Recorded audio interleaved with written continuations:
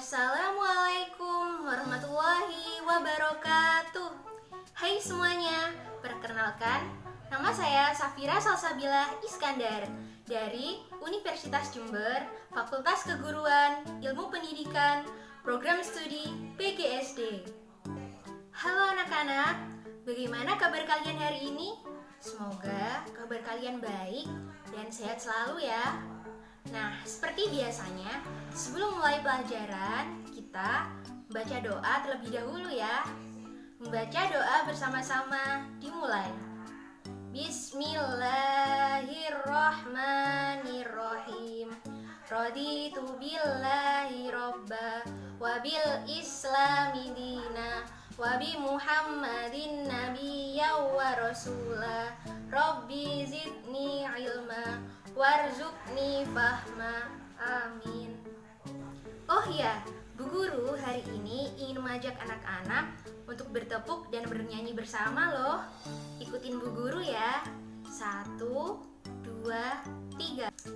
If you're happy and you know it, clap your hands. If you're happy and you know it, clap your hands. If you're happy and you know it, then you really wanna show. If you're happy and you know it, clap your hands. Kalau kau suka hati, tepuk tangan. Kalau kau suka hati, tepuk tangan. Kalau kau suka hati, mari kita lakukan. Kalau kau suka hati, tepuk tangan. Bagaimana anak-anak? Sudah semangat belum? Sudah semangat ya? Dan harus selalu semangat. Nah, pada hari ini kita akan belajar materi pada kelas 5, tema 1, organ gerak hewan dan manusia, subtema 1, organ gerak hewan, dan masih pada pembelajaran 1. Tujuan pembelajaran hari ini adalah untuk mengetahui alat gerak hewan dan manusia, serta dapat menentukan ide pokok paragraf suatu bacaan. Nah, sekarang kita akan belajar alat gerak hewan dan manusia. Di sini, Bu Guru mempunyai beberapa gambar hewan. Hewan apakah ini? Ya, benar, hewan ini adalah kuda. Hewan apakah ini? Ya, benar, hewan ini adalah ikan. Lalu, hewan apakah ini? Ya, benar, hewan ini adalah kelinci. Lalu, hewan apakah ini? Ya, benar, hewan ini adalah burung. Nah, dari gambar hewan-hewan ini, kita dapat mengetahui bahwa cara gerak hewan berbeda-beda. Seperti misalnya, kuda bergerak dengan cara berlari. Kemudian ikan bergerak dengan cara berenang. Lalu kelinci bergerak dengan cara melompat. Lalu burung bergerak dengan cara terbang. Tahukah anak-anak, gerak merupakan salah satu ciri makhluk hidup. Gerak dapat diartikan sebagai berpindah tempat atau perubahan posisi sebagian atau seluruh bagian dari dalam tubuh. Alat gerak yang digunakan pada manusia dan hewan terdiri dari 2 macam, yaitu alat gerak pasif berupa tulang dan alat gerak aktif berupa otot. Kedua alat gerak ini bekerja sama dalam melakukan pergerakan. Kerjasama kedua alat gerak tersebut membentuk suatu sistem yang disebut sistem gerak. Tahukah anak-anak mengapa tulang disebut sebagai alat gerak pasif? Tulang disebut sebagai alat gerak pasif karena tulang tidak dapat bergerak dengan sendirinya. Walaupun tulang merupakan alat gerak pasif, akan tetapi tulang memiliki peran yang sangat besar pada sistem gerak pada manusia dan hewan. Tulang memiliki fungsi yaitu yang pertama, memberi bentuk pada tubuh. Yang kedua, menopang tubuh. Dan yang ketiga, dapat melindungi organ-organ dalam tubuh. Otot merupakan alat gerak aktif karena otot memiliki gerak senyawa kimia yang dapat membuatnya dapat bergerak. Nah, demikian tadi materi tentang organ gerak hewan dan manusia. Selanjutnya, kita akan belajar tentang gagasan pokok. Dalam sebuah paragraf, terdapat sebuah ide atau gagasan pokok serta kalimat-kalimat pengembang. Menentukan ide pokok sebuah paragraf. Ide pokok adalah ide atau gagasan yang menjadi dasar sebuah paragraf. Ide pokok disajikan ke dalam bentuk kalimat utama. Kalimat utama yang memuat ide pokok ini bisa berada di awal paragraf, di tengah paragraf, atau di akhir paragraf. Sekarang, mari kita tentukan ide pokok pada bacaan organ gerak manusia dan hewan. Bacaan tersebut terdiri dari 5 paragraf. Kita akan menentukan ide pokok pada setiap paragraf. Paragraf pertama. Salah satu ciri dari makhluk hidup adalah bergerak.